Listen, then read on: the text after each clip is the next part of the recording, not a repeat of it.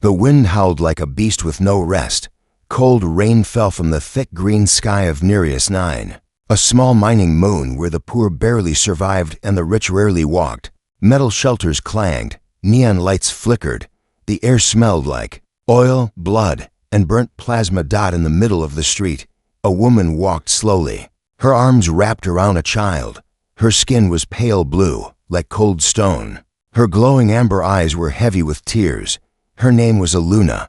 Her child, Nari, had not eaten in 2 days. The child's breathing was weak. Her lips cracked. Eluna's clothes were torn and soaked. What little fabric she had left clung to her thin frame. She had already sold everything: her boots, her tools, even her wedding bracelet. Now she had one thing left to give. The alien market was crowded, loud, and cruel. Creatures from 10 systems gathered there to trade, shout, and lie. No one noticed the suffering of one mother and her child.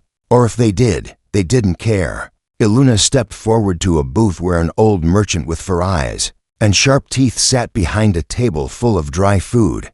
She held out her arm. "Please, just a piece of bread. She's dying." The merchant looked her up and down. "Nothing is free. You know the rules." With trembling fingers, Eluna pulled at the cloth wrapped around her shoulders. She hesitated. Then she took it off her last piece of clothing, thin but decent. The wind bit her skin. Her shame was complete. She held the cloth out. The merchant smiled. He tossed her one hard biscuit. "Take it. Now go." Eluna didn't even respond. She turned and knelt beside Nari. "Eat, my little star," she whispered, trying to break the biscuit into soft pieces. But it was too late. Nari's eyes rolled back. She collapsed, her small body limp. Panic hit Eluna like a knife. "No, no, no, stay with me," she cried, shaking her daughter. But Nari didn't respond. Then, suddenly, everything changed. A shadow fell over them. A tall figure stood above her, a human. He had a thick jacket, a heavy pack on his back, and an old weapon slung over his shoulder. His face was rough, with a scar running down his left eye. But his eyes, they were kind. Without saying a word, the human knelt beside them. He pulled out a small metal box and opened it. Inside were supplies: medicine, water, and food rations sealed in silver packs.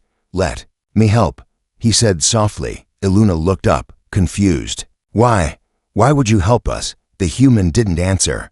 He placed his fingers on Nari's neck. She was still alive, but barely. He took out a small injector and gave her a quick shot. Then he poured a few drops of water into her mouth. Eluna's hands shook. She wanted to believe he was real, that this wasn't a trick or a dream. You don't even know us." He looked at her and said, "I don't need to. No one should have to trade their dignity just to feed their child." He reached into his pack again and pulled out a warm cloak. Gently, he draped it over Eluna's shoulders. "Put this on. You don't need to trade anything else." For the first time in weeks, Eluna felt warmth, real warmth, not from the cloak, but from hope. People in the market began to whisper. Some stared, others laughed. "Another human fool," someone muttered. "Helping aliens, waste of time." But the human didn't care. He picked up Nari in his arms. The child stirred, just a little.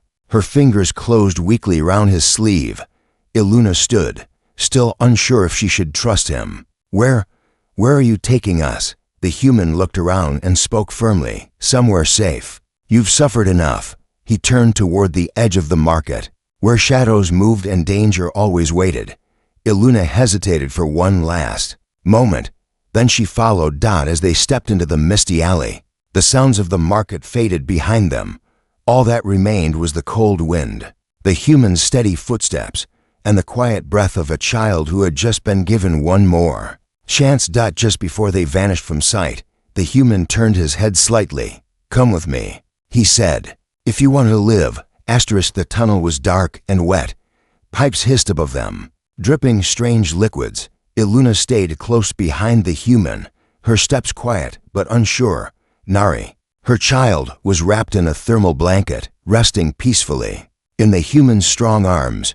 They walked for several minutes, deeper into the city's underbelly. The noise of the market had faded, replaced by the hum of machines and the distant rumble of power generators. Finally, The man stopped before a metal door, hidden behind crates and old cables. He placed his palm on a glowing pad. A small beep. Then the door slid open with a soft hiss. "Welcome to my home," he said, stepping inside. Iluna paused at the doorway. Her eyes widened. This was no ordinary shelter. Inside was a large underground room lit by soft yellow lamps. There were shelves filled with clean supplies, a small heater in the corner, and even a bedreel, soft and warm. A screen showed a map of the moon's sectors. Another screen displayed heart rate and temperature. Nari's vitals. How's this here?" Iluna whispered.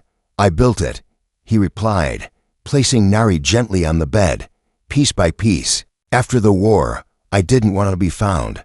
I wanted a place to breathe. Turns out others needed it too." He handed Iluna a clean towel and a change of clothes. They looked plain but new. She stared at them, then at him. "Why are you doing this? We're strangers. You could have ignored us like everyone else." The human paused.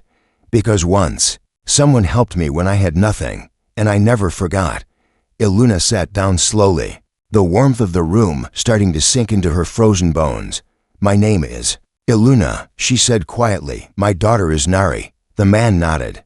"Call me Rook." There was a silence, calm but heavy. Then a sharp sound broke the peace. Beep, beep, beep. One of the screens turned red. A signal someone was scanning the area. Iluna jumped up. "Are they coming?" Rook checked the data. "A search team. Likely bounty hunters. They're close, but not here yet." "Why would they look for us?" she asked, her voice trembling. "I'm no one. Just a mother." Rook's eyes narrowed. "Not anymore. You traded your last cloth in the open market. The kind of people who buy that, they talk to the wrong ears." He moved fast, locked down the entrance, activated defense grids. A small drone flew into position outside. Nari stirred in her sleep, her tiny fingers curling around the blanket. Iluna looked at her daughter, then at the human. "You're risking your life for us. Why not just send us away?" Rook looked back, and for a second, pain crossed his face. "Because I've already lost too many people. I couldn't save them, but maybe I can save you." He opened a hidden compartment in the wall full of ID chips, disguise gear, and encrypted tablets. "If they find us," he said, handing Iluna a small device. "This will lead you to a backup shelter. Take your daughter and go." Iluna held the device, staring at him. "And you?" "I'll hold them off if it comes to that." Outside, the scanner beeped again, closer now. Shadows moved in the tunnel. Rook placed a hand on the child's head, then looked at Iluna. "No more trades," he said firmly. "Not while I'm alive." Cliffhanger, a voice echoed from the tunnel outside. "Robotic, cold, unregistered life forms detected. Prepare for scan." Rook turned off the lights, picked up his rifle. "Stay quiet," he whispered. "They've found us." The power grid hummed low. Lights flickered in Rook's shelter. The scanning drone outside had left, but not far. Its signal still danced on the surveillance screen like a ghost refusing to die. Inside, silence ruled, but it wasn't peace, it was tension. Iluna sat with Nari wrapped in a blanket, her daughter asleep, finally breathing steadily. Across the room, Rook cleaned his rifle in slow, careful movements. He hadn't said a word since the patrol passed. Iluna's heart beat fast. Her thoughts raced. She was grateful, but also afraid. This human had saved her life, saved Nari's, but why? Who really was he? And how long before he changed his mind? She stood and moved toward him. Her eyes fell on a small chest open just slightly inside. Something caught her gaze, a folded cloth, black with a silver symbol. That symbol, it burned in her memory like a wound that never healed. Without thinking, she reached forward to touch it. In an instant, Rook spun around. His weapon was up, aimed straight at her chest. "Where did you see that?" he demanded, voice sharp. Iluna froze. "I didn't mean." Rook didn't lower the weapon. "That symbol, it's from the 7th Earth Combat Division, Special Recon Unit. That was my team, my family. And that same mark was burned into the arm of the woman who led the massacre at Lorne Ridge." Iluna's lips parted, her voice thin. "I wasn't part of that."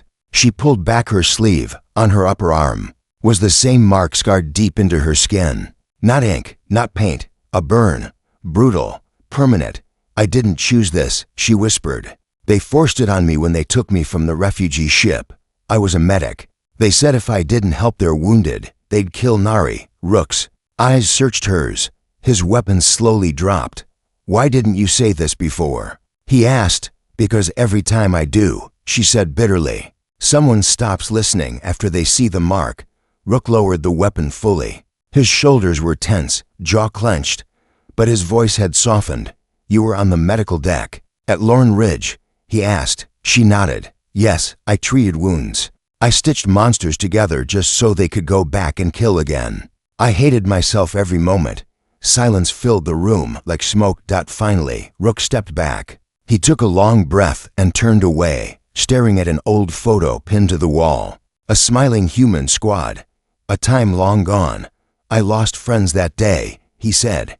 Good people, I know. Iluna whispered. I saw them die. I tried to save who I could, but they told me if I helped the humans, they'd shoot Nari in front of me. Rook's voice cracked just slightly. Do you think they'll ever stop punishing people like us? No, Iluna said. But maybe we can stop punishing ourselves. Suddenly, a shrill beep echoed across the shelter. Rook spun around.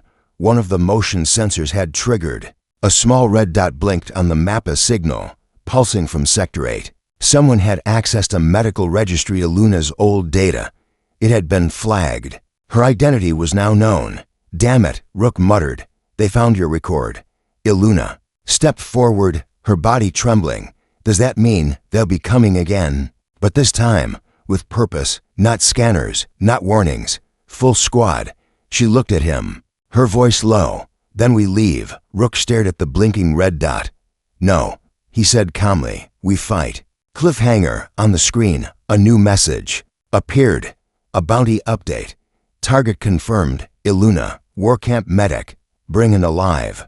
Child optional. 25,000 credits. Rook's eyes narrowed. They're not taking you.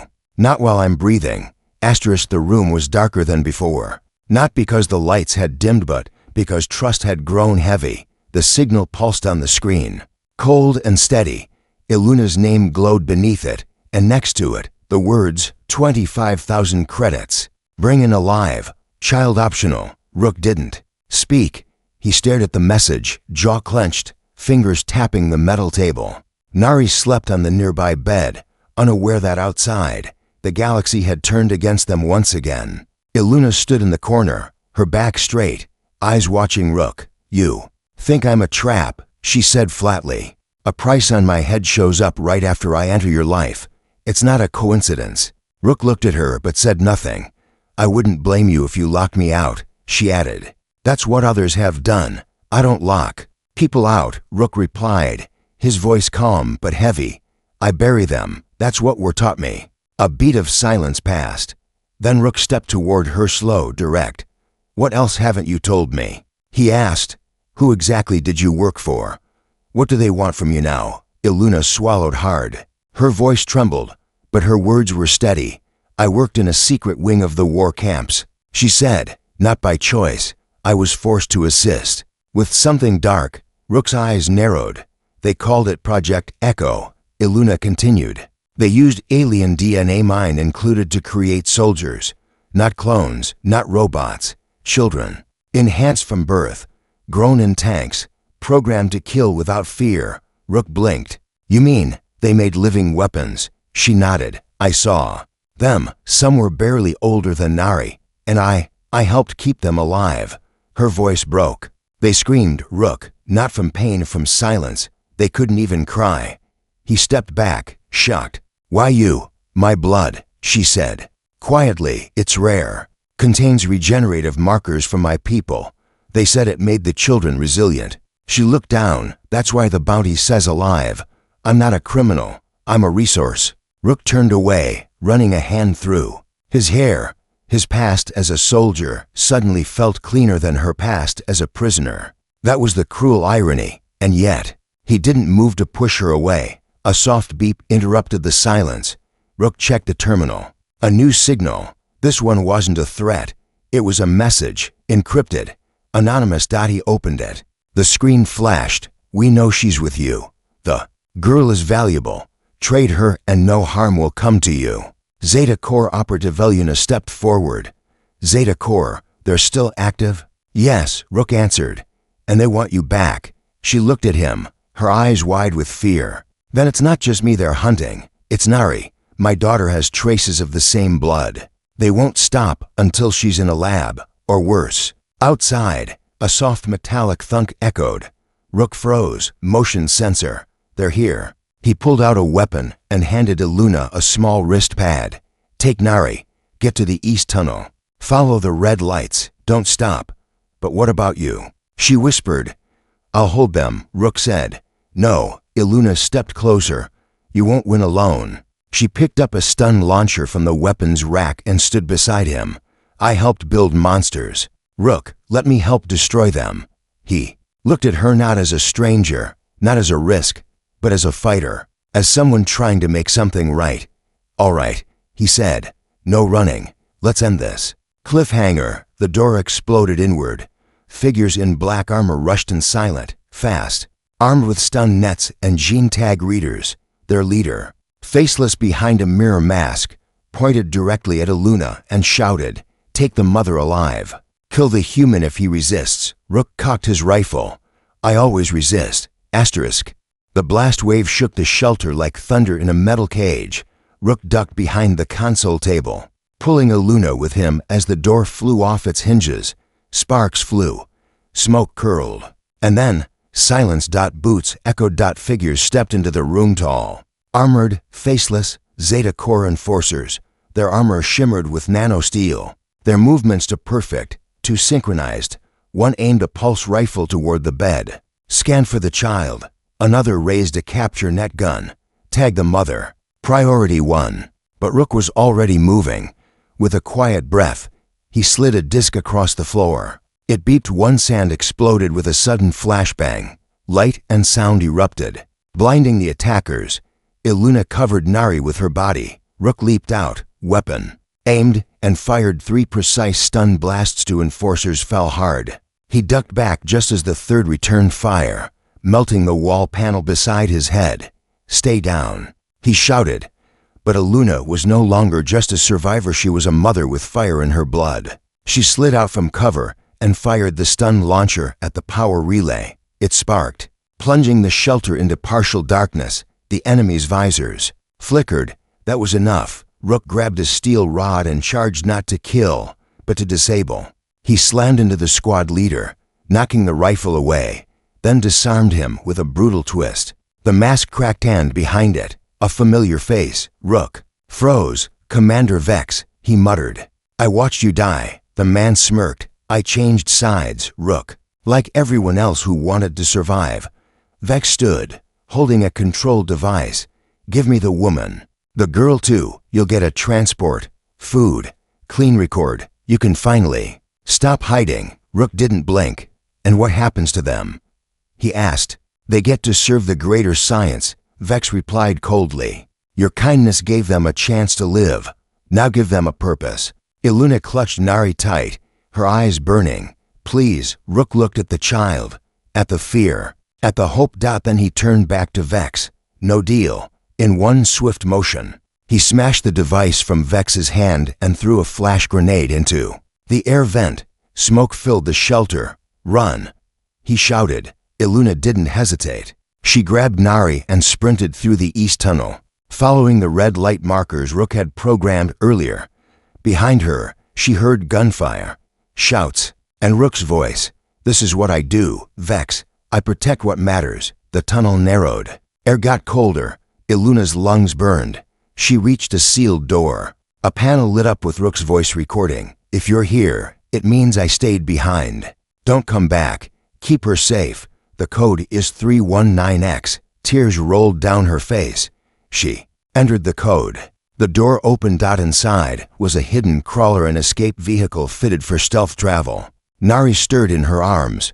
Where's the man? Eluna kissed her forehead. He's fighting monsters, so we don't have to. As the crawler powered up, a signal blinked on its console. Incoming transmission. Unknown source. Eluna tapped it. A hologram flickered on. It was Rook. Bruised, bloody, but alive. I bought us time, he said. But not enough. You need to leave now. And Eluna, find the others. There are more like you. And they need someone brave enough to lead. The crawler hummed through the underground tunnels of Nereus 9. Eluna gripped the controls tightly, her eyes scanning the map. Nari slept in the seat beside her, wrapped in a thermal blanket, her small chest rising and falling peacefully. Rook's last message played in her mind on repeat. Find the others. There are more like you, and they need someone brave enough to lead. The words echoed deeper than any weapon blast. She had been running her whole life. Now, for the first time, she was driving toward something. The crawler stopped before a hidden entrance, once a mining shaft, now sealed, but the old code Rook left in his message worked. The gate opened with a metallic groan dot. Inside was a hidden community half-lit. Chambers, broken machinery, and frightened eyes staring from the shadows. Refugees, survivors, mothers, children, old fighters too tired to keep moving. A few stared at her symbol, the burn on her arm, and backed away. She stood tall. I'm not your enemy, she said loudly. I was used, like many of you. But someone saved me, and now I'm here to return the favor. No one moved. Then an old alien woman stepped forward. Rook sent you. Eluna nodded. He said we have a choice: keep hiding, or rise. Later that night, a fire crackled in the center of the chamber. Eluna sat with a group of former war orphans and wounded fighters. They shared stories of broken homes, betrayal, being captured and sold. But then she told her story, to how she traded her last clothes to feed her daughter. And a human gave her more than food. He gave her dignity. The chains we carry, she said, are not just metal. They're fear, shame, silence. It's time we burn them. From the shadows, someone stood up and said, then let's start with Zeta Core. By morning, a plan was in place. Eluna and a group of survivors would hijack a supply convoy Zeta Core's own and use it to plant a virus inside their main lab. It would delete the genetic files they had stolen, wipe their records of every enhanced child, including Nari. They would not just run anymore. They would erase their chains. The ambush was quick and brutal. Rook's old tactics echoed in Eluna's mind as she led the team. Disable first. Don't kill unless forced. Use the terrain. Don't look back. The convoy halted in a canyon. Explosives took out the escorts. Smoke grenades blinded the guards.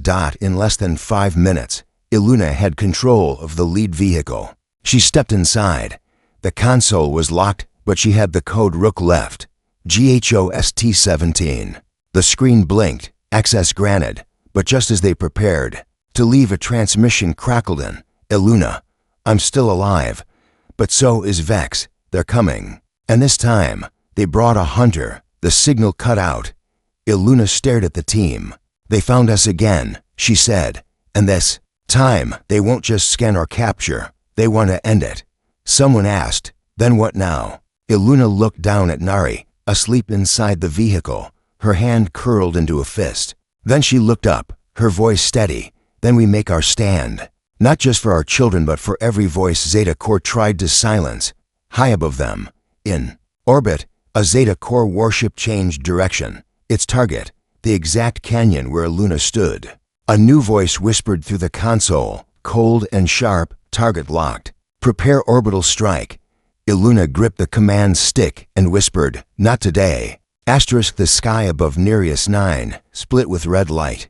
A thunderous roar rolled across the canyons as the Zeta Core warship locked onto its target. Dust blew in waves. Birds vanished into the sky. The survivors inside the stolen convoy braced themselves. Eluna stood at the edge of the canyon, wind in her hair, her daughter sleeping in the arms of a rebel teen. Behind her, the ground trembled. Target acquired. Orbital strike in 60 seconds. The warning echoed from the warship.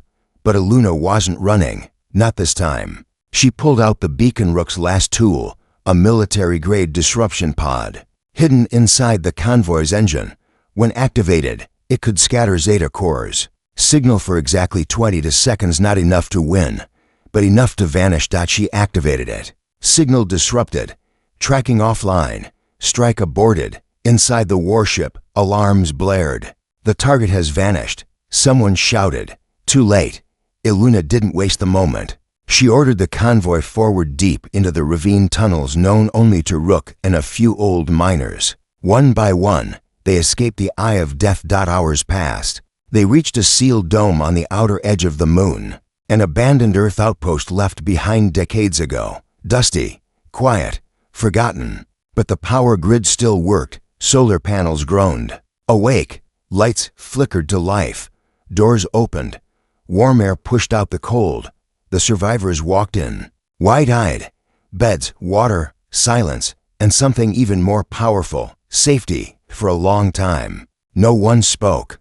Then Iluna stepped into the center of the main chamber. She looked around not as a victim, not even just a mother, but as someone who had finally found her purpose. This, she said, isn't perfect. It's not what we lost, but it's what we've built together. She paused, then added, quietly, back then, I thought home was just a human word, a warm place I would never have. But now I understand. Later that night, she stood at the window of the dome, watching stars blink through the dust. Behind her, Nari sat on Rook's old coat, drawing with a broken crayon.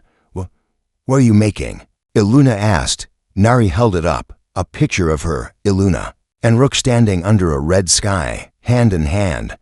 When is the human coming back? Nari asked softly. Iluna smiled faintly, though her heart ached. He's out there, watching us, and if he can, he'll return. Just then, the console blinked. Incoming message source.